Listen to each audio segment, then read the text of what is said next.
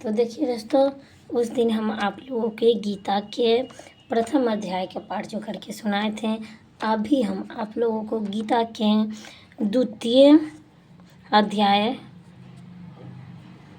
करके हम सुनाते हैं आप लोगों को। देखिए, गीता सुनने में बहुत ही सुंदर, मेरा तो गला ख़राब हो गया है थोड़ा, लेकिन फिर भी हम आप लोगों के लिए ये गीता के पाठ, और गीता जिसको अध्ययन हो गया ना, समझिए मनुष्य सतन से वो छुटकारा मिल गया।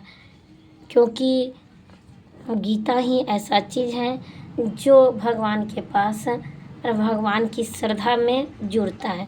तो हम द्वितीय अध्याय के पाठ आपको करके सुनाते हैं। गला थोड़ा बच गया हुआ है, तबीयत ठीक नहीं है, फिर भी हम आप लोगों को करके सुनाते हैं। तो संजय बोले, उस प्रकार करुणा से व्याप्त और आंसुओं से पूर्ण तथा व्याकुल नेत्रों वाले शोक युक्त उस अर्जुन के प्रति भगवान मधुसूदन ने यह वचन कहा। श्री भगवान बोले, हे अर्जुन, तुझे इस समय में यह मोह किस हेतु से प्राप्त हुआ? क्योंकि न तो यह श्रेष्ठ पुरुषों द्वारा आचाचित है, न स्वर्गों को देने वाला है, और न कीर्तियों को करने वाला ही है। इसलिए हे अर्जुन, नपुंसकों को मत प्राप्त हो, तुझसे यह उचित नहीं जान पड़ती।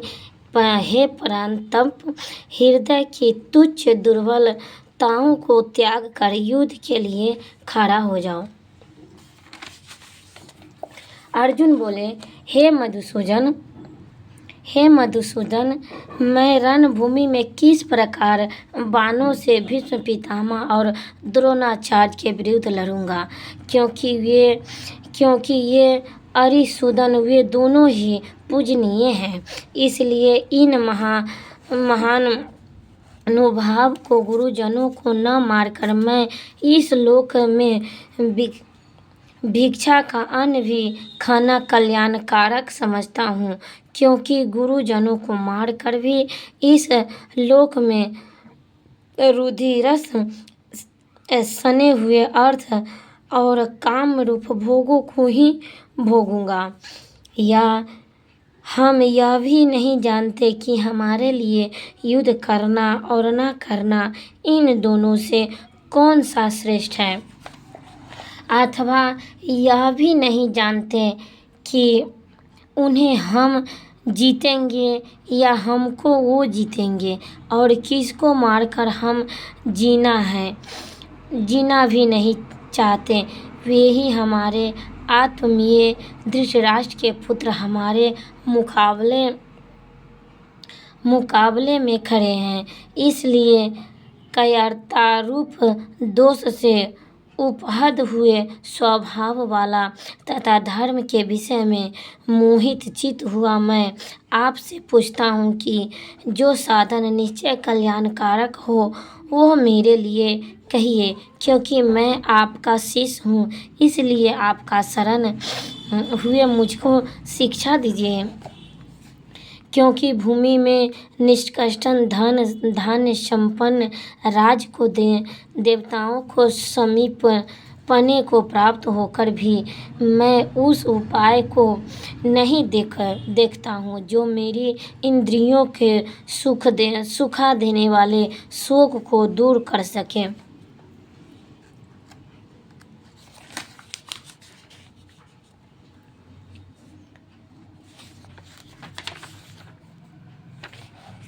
शोक को दूर कर सके। समझने वाले जिस धीर पुरुष ये इंद्रियां विषयों के संयोग व्याकुल नहीं करते, वह मोक्ष के योग होता है। असत वस्तु की जो सत्ता नहीं है और सतक भाव नहीं है, इस प्रकार इन दोनों का ही रक्त तत्वज्ञानी पुरुषों द्वारा देखा गया है। नाश रहित तो तुझको उसको न जिससे संपूर्ण जगत दृश्य वर्ग व्याप्त है, इस अविनाशी का विनाश करने में कोई भी समर्थ नहीं है। इस नाश रहित अप्रेम नित्य स्वरूप जीवात्मा के ये सब शरीर नाशवान कहे गए हैं। इसलिए हे भरतवंशी अर्जुन, तू युद्ध कर। जो इस आत्मा को मारने वाला समझता है तथा जो इसको मारा मानता है, वे दोनों ही नहीं जानते, क्योंकि यह आत्मा वास्तव में न तो किसी को मारता है और न किसी के द्वारा मारा जाता है। यह आत्मा किसी काल में भी न तो जन्मता है और न मरता है तथा न यह उत्पन्न होकर फिर होने वाला ही है, क्योंकि यह अजन्मा, नित्य, सनातन और पुरातन है। शरीर के मरे जाने पर भी यह नहीं मर जाता। हे पृथपुत्र अर्जुन, जो पुरुष इस आत्मा को नर सहित नित्य, अजन्मा और अव्यय जानता है, वह पुरुष कैसे किसको मरवाता है और कैसे किसको मारता है। जैसे मनुष्य पुराने वस्त्रों को त्याग करके दूसरे वस्त्रों को ग्रहण करता है, वैसे ही जीवात्मा पुराने शरीर को त्याग करके दूसरे नए शरीर में प्राप्त होता है। इस आत्मा को अस्त्र नहीं काट सकते, इसके आग नहीं जला सकती, इसके जल नहीं गल सकता और वायु नहीं सुखा सकता, क्योंकि यह आत्मा अछेद है। यह आत्मा आद्य, अक्लेय है और निसंदेह अशोष्य है तथा यह आत्मा नित्य, सर्वव्यापी, अचल स्थित रहने वाला है, अचल स्थित रहने वाला और सनातन है। यह आत्मा व्याप्त है, यह आत्मा अचिंत्य है, यह आत्मा विकार रहित कहा जाता है। इससे हे अर्जुन, इस आत्मा को उपयुक्त प्रकार से जानकर तू शोक करने को योग नहीं है, अर्थात तुझे शोक करना उचित नहीं है। किंतु यदि तू इसको आत्मा को सदा जान लेवा तथा सदा मारने वाला मानता हो, तो हे महाभाव, तू इस प्रकार के शोक करने का योग नहीं है, क्योंकि इस मान्यता के अनुसार जन्मे हुए मृत्यु निश्चित है और मरे हुए का जन्म निश्चित है। इससे भी इस बिना उपाय वाले विश्व में तू शोक करने योग्य नहीं है। हे अर्जुन, संपूर्ण प्राणी जन्म से पहले अप्रगट थे और मरने के बाद भी अप्रगट हो जाने वाला है, केवल बीच में ही प्रकट है। फिर ऐसी स्थिति में क्या शोक करना।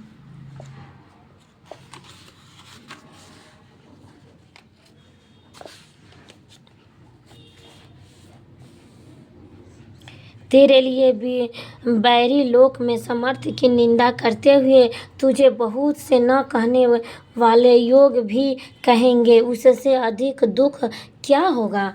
ये तू युद्ध में मारा जाकर स्वर्ग को प्राप्त होगा अथवा संग्राम में जीत कर पृथ्वी राज भोगेगा। इस कारण हे अर्जुन, तू युद्ध के लिए निश्चय करके खड़ा हो जा। जय पराजय, लाभ हानि, दुख सुख, सम्मान समझकर उसके बाद युद्ध के लिए तैयार हो जा। इस प्रकार युद्ध करने से तू पाप को नहीं प्राप्त होगा। हे पार्थ, यह बुद्धि तेरे लिए योग के विषय में कही गई है और तू कर्म योग के विषय में सुन। जिस बुद्धि से युक्त हुआ तू कर्मों के बंधकों को भली भांति त्याग कर देगा, अर्थात स्वार्थ नष्ट कर देगा। कर डालेगा। इस कर्म योग में आरंभ का अर्थात बीज का नाश नहीं और उल्टा फल रूप दोष भी नहीं, बल्कि इस कर्म योग धर्म का थोड़ा सा भी साधन जन्म मृत्यु महान भय को रक्षा कर लेता है।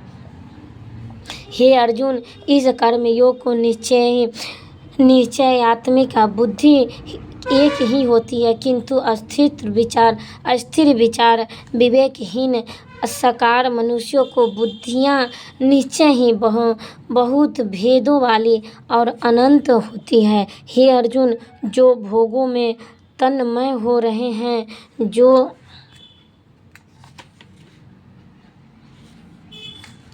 वीडियो बड़ा हो रहा है, फिर कल हम यहाँ से आप लोगों को सुनाएंगे। तब तक के लिए दीजिए इजाज़त। जय माता जी, जय माँ काली। क्योंकि यहाँ से कर्म फल के प्रसंग के बाद से हम आप लोगों को कल बताएंगे।